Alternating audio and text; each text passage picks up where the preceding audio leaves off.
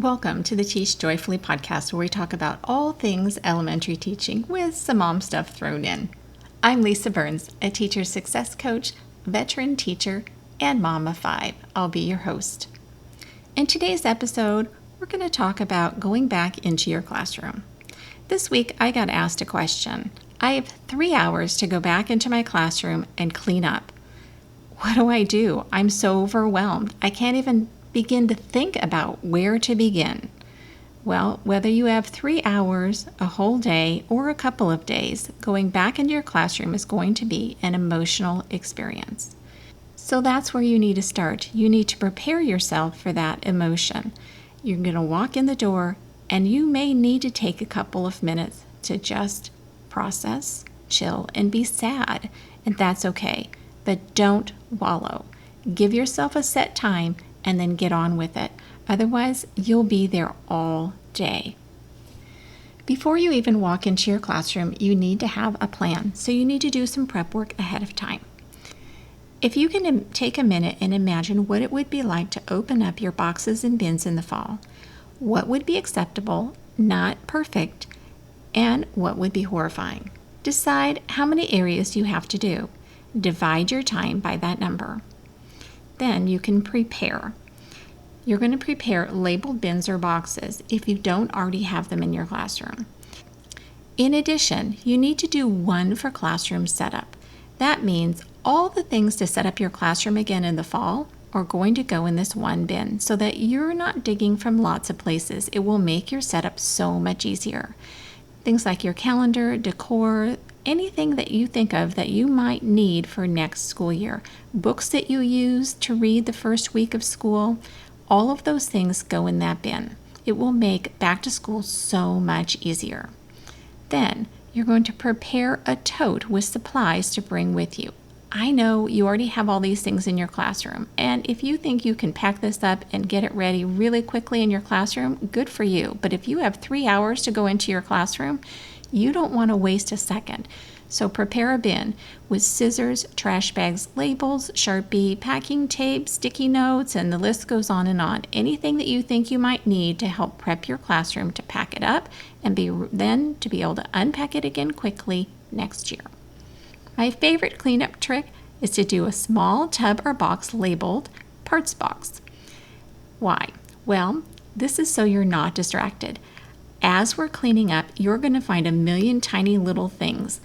Math manipulatives, all kinds of pieces to games, you name it. It's all going to come up. And if you're finding the right box for each one of those things as you go along, you're wasting a lot of time. If you can just throw all those bits and parts into a parts box, then they've gathered all together, they're all in one place, and you can deal with them in the fall if you have to. But at least they're all there and you know they're not lost. That way you're not distracted and spending a ton of time finding little bins and boxes to go and put these things away in. If you have to pack up things for students to pick up, I highly recommend large paper grocery bags. You can certainly use the plastic ones. They're a little harder to mark, but you can staple an index card with a student name to each one, and that certainly works as well. Go to the market, see if they'll donate some, ask your neighbors, label each with your students and names ahead of time, and then you can put their stuff in those for pickup. That will make it fast and easy, and then you can get on with your stuff.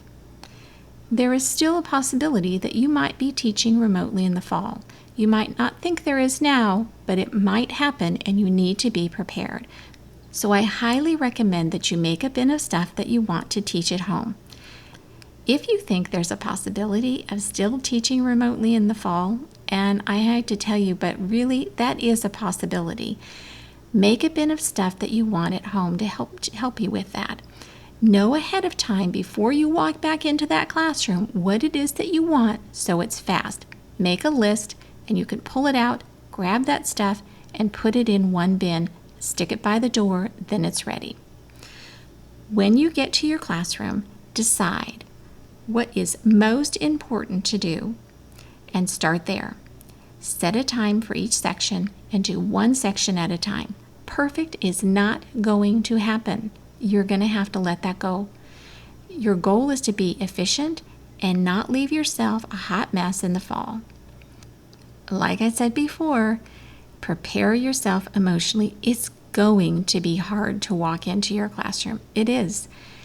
Prepare yourself and know that if you really are having a hard time when you walk in that door, give yourself 5 or 10 minutes and just let loose. It's okay. Then get yourself back together and get to it. Don't let it derail your focus.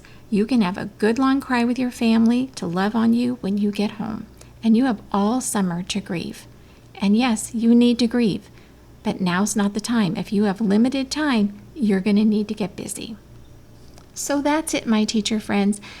I know that this is going to be a hard process for you. I have a little list for you. If you want it, you can grab it for free.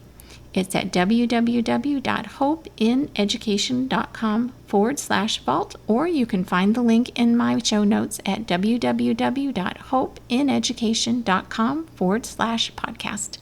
So that's it, my teacher friends. Thanks so much for joining me today. If you liked today's episode, I'd love it if you'd go to Apple Podcasts or wherever you listen and leave a review. And while you're there, hit the subscribe button so you'll never miss an episode. Also, you can continue the conversation with me online in my Facebook group, the Teach Joyfully Podcast Community, where elementary teachers can connect, get help, and encouragement for all kinds of education and parenting topics. You can find the show notes on my website at www.hopeineducation.com/podcast. I know that this is a hard time, my friends.